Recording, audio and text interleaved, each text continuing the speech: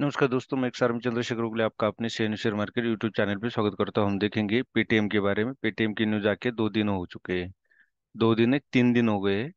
तो क्या इसके लिए क्या करना है, पेटीएम में बने रहना है, एग्जिट करना है, ये सारी चीजें मैं आपको धीरे धीरे बताता हूँ। आरबीआई के एक्शन का पेटीएम मनी पर क्या होगा असर, तो अगर आप देखोगे पेटीएम में क्या गड़बड़ी हुई है। पेटीएम में क्या है, 31 जनवरी 2024 को पेटीएम बैंक पर प्रतिबंध लगा दिया है। नए डिपॉजिट लेना और क्रेडिट सर्विसेज बढ़ाने पर रोक लगा दी। मतलब कोई क्रेडिट सर्विसेज नहीं बढ़ा सकते और नए डिपॉजिट नहीं ले सकते। अब जब नए डिपॉजिट नहीं लेंगे तो कस्टमर बढ़ेंगे नहीं और कस्टमर उसमें बने भी नहीं रहेंगे। ये 29 फरवरी से लागू होगा, तो आपको अपना जो भी लेन देन है वो निकालना पड़ेगा। हालांकि पेटीएम के मौजूदा ग्राहक जो है वो अपने बैलेंस को लेकर घबराने की जरूरत नहीं है, इसे निकाल सकते। इसके लिए कोई डेडलाइन फिक्स नहीं है। पेटीएम पर करीब 2 साल पहले भी नए ग्राहक जोड़ने से रोका गया था। आरबीआई को केवाईसी से जुड़े नियमों का अनुपालन न करने, 1 वर्ष से अधिक पुराने खातों के लिए केवाईसी नॉर्म्स का अनुपालन न करने, मनी लॉन्ड्रिंग के नियमों का उल्लंघन, रिलेटेड पार्टी ट्रांजैक्शन और पेमेंट बैंक अकाउंट में अनुमति से अधिक पैसा रखने को लेकर दिक्कतें थी। तो ये सारी चीजें, मनी लॉन्ड्रिंग का नियम हो गया, केवाईसी सबसे बड़ी केवाईसी इंपॉर्टेंट पॉइंट है। जो म्यूचुअल फंड अगर करते हैं उनको पता है केवाईसी कितना इंपॉर्टेंट होता है, और इसी के बारे में इन्होंने ढिलाई बरताई है पेटीएम बैंक ने। और जो अनुमति से ज्यादा पेटीएम में पैसा रखना, ये भी गलत है। तो इसमें भी ये सारी चीजों की वजह से ही पेटीएम पे इस तरह का प्रतिबंध लगाया गया है। अब ग्राहकों की चिंता है कि पेटीएम मनी के जरिए share, mutual fund, national pension system, ये जो नए जो निवेश पर कोई असर तो नहीं पड़ेगा। असर उस पे नहीं पड़ेगा। असर जो आपने निवेश किया है उससे कोई लेन देन नहीं, वो चीज अलग होती है। सिर्फ पेटीएम जो है एक जरिया है, उसके द्वारा किया जाता था पैसे ट्रांसफर, तो वो नहीं होगा। अब आप इसमें क्या, आप पेटीएम मनी के जरिए ये निवेश, रिडीम और ट्रेडिंग जारी रख सकते हैं। हालांकि कंपनी ने ये भी कहा है कि जिन निवेशकों ने फंड ट्रांसफर के लिए अपना default bank account Paytm payments bank चुना है, उन्हें 29 फरवरी से पहले, जिसने पेटीएम बैंक डिफॉल्ट बैंक दिया है, बाय डिफॉल्ट बैंक पेटीएम जिसका है, वो आपको चेंज करना पड़ेगा 29 फरवरी से पहले। तो इसका मतलब आप इसका इस्तेमाल एज ए पेटीएम बैंक के थ्रू पेटीएम बैंक नहीं कर सकते। शेयरों, बॉन्ड्स और ईटीएफ एक्सचेंज में निवेश, पैसा सेंट्रल डिपॉजिटरी सीडी, हाँ, जो शेयर्स होते, म्यूचुअल फंड होता है, ये सारा ईटीएफ, ये बॉन्ड्स, ये जो भी शेयर मार्केट से रिलेटेड है वो सीडीएसएल देखता है। तो सीडीएसएल के पास होता है। पेटीएम तो एक जरिया है, मैंने आपको बता दिया। पेटीएम में कोई सिर्फ पैसे का भी लिमिटेशन होता है जो रखने का, वो उन्होंने पालन नहीं किया है। तो इसीलिए जिसके पैसे म्यूचुअल फंड में, ईटीएफ में, बॉन्ड में, इन सब में है, वो उनको डरने की जरूरत नहीं। जिनके पास, जिनका पैसा उसमें है, उनको भी डरने की जरूरत नहीं, वो भी निकाल सकते हैं। इसमें ये बोला है कि इससे जुड़ा कोई भी लेन देन बिना निवेशकों के मंजूरी के नहीं हो सकता। मतलब आपके अनुमति के बिना तो पैसा इधर से उधर नहीं कर सकते। एसेट मैनेजमेंट कंपनी मतलब वही म्यूचुअल फंड कंपनी है। वो भी म्यूचुअल फंड में जो आपने इन्वेस्ट किया है उस पे कोई भी दावा नहीं कर सकता, ना पेटीएम कंपनी कर सकती। वो आपका है, आपको ही मिलेगा। सिर्फ उन्होंने बोला है कि 29 फरवरी से पहले आप अपना डिफॉल्ट अकाउंट चेंज कर लीजिएगा। पेटीएम मनी के ट्रेडिंग अकाउंट में जो पैसे ट्रांसफर किए जाते हैं वो सेबी के नियमों के तहत बीएसई के इंडियन क्लियरिंग कॉरपोरेशन लिमिटेड में चले जाते हैं।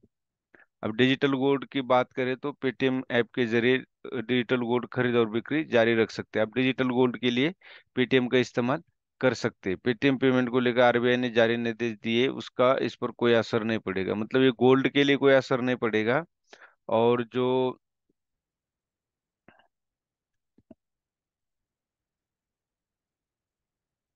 फास्टैग को लेकर जो आशंका जताई वो हो जाएगा, लेकिन ऐसा कुछ नहीं। मतलब फास्टैग और गोल्ड के लिए आपको ये पेटीएम चला जाएगा, लेकिन जिसने default bank, mutual fund, stock market वगैरह के लिए रखा है, उसको ये चेंज करना पड़ेगा।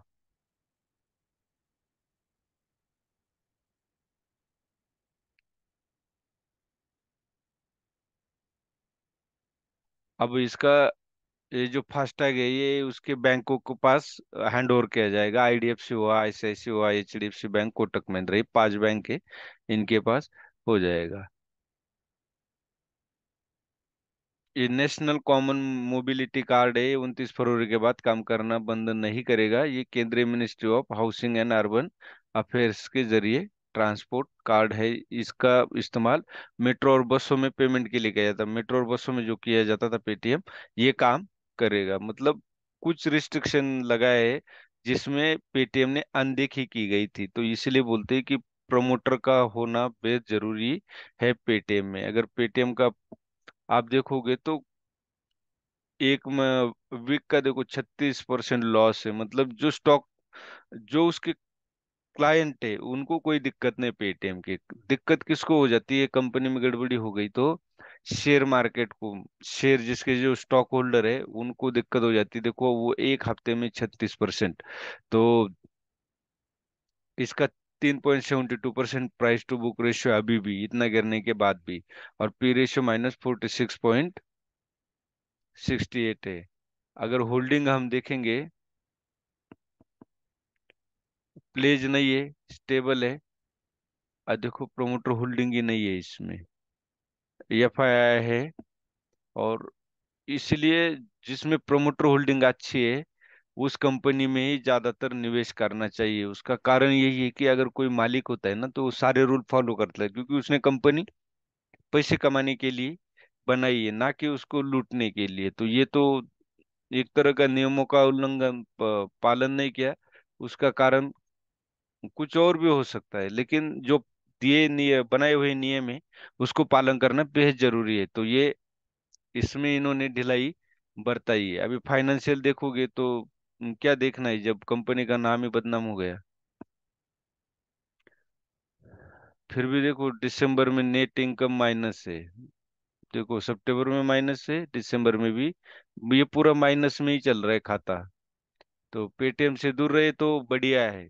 और जो इन्वेस्ट कर चुके, अब उनके लिए नहीं, सभी के लिए एक सीख क्या है कि ये एक सेक्टर के दो स्टॉक खरीद लो। मतलब लोग बोलते थे एक सेक्टर का एक होना चाहिए, मैं ये कहूंगा कि एक सेक्टर के दो स्टॉक होने चाहिए। क्योंकि एक सेक्टर का एक स्टॉक गड़बड़ी करे तो दूसरा स्टॉक आपको उस सेक्टर को संभाल के रखेगा, तो आप और सेफ्टी हो जाओगे। कभी भी कोई भी, कितनी भी कंपनी अच्छी हो, कोई कितना भी बोले 100% आपको बढ़िया कंपनी, सब कुछ ठीक ठाक है, फिर भी आप इसमें पूरा पैसा न लगाए। पूरा नहीं, मैं कहता हूँ 20% भी ना लगाए, 10% ही लगाए। आप 10 स्टॉक लीजिए। अगर 1 लाख है तो 10-10 हजार के आप 10 स्टॉक लीजिए।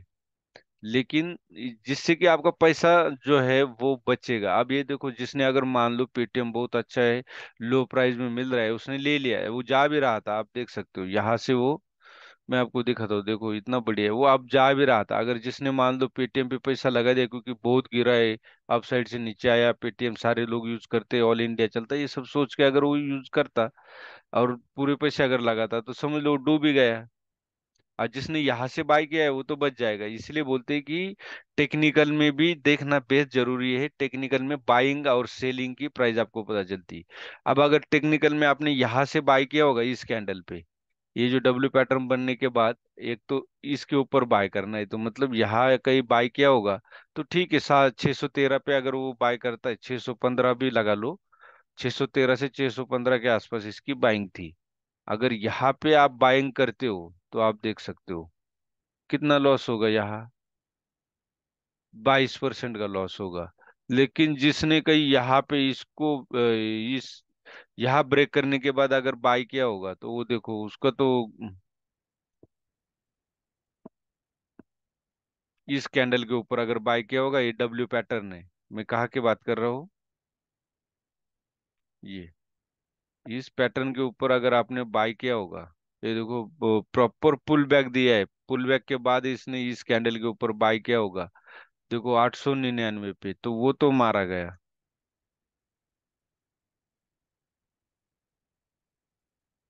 इस कैंडल के ऊपर। कहा ये ब्रेकआउट के बाद हम इसके बाय के ऊपर, हाई के ऊपर बाय करते, तो यहाँ पे अगर आपकी बाइंग है 900 के आसपास, 914 के आसपास, और यार देखो कितना है, 44% लॉस है।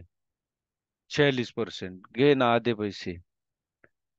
और भी पता नहीं, कल भी अगर नेक्स्ट लोअर सर्किट लगेगा तो मुश्किल हो जाएगा। मतलब गोल्ड में पेटीएम चलेगा, और जो बस और मेट्रो के लिए यूज करता है उसके लिए चलेगा। नए ग्राहक जुड़ नहीं सकते, क्रेडिट पॉलिसी है उस पे भी बैन लगा दिया है।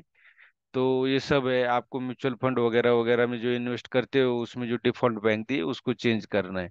तो अब जब निगेटिविटी आ गई तो पेटीएम में रहने का कोई मतलब नहीं बनता है। अब उसके बाद भी अगर कोई न्यूज आती, सरकार कोई राहत देती, बड़ी कंपनी है, मैक्सिमम लोग यूज करते, गांव के दूर दराज वाले एरिया जो होता है वहां तक पहुंच चुकी है, तो कोई राहत देते तो ठीक है। अदरवाइज लेकिन राहत नहीं देता सरकार ज्यादातर।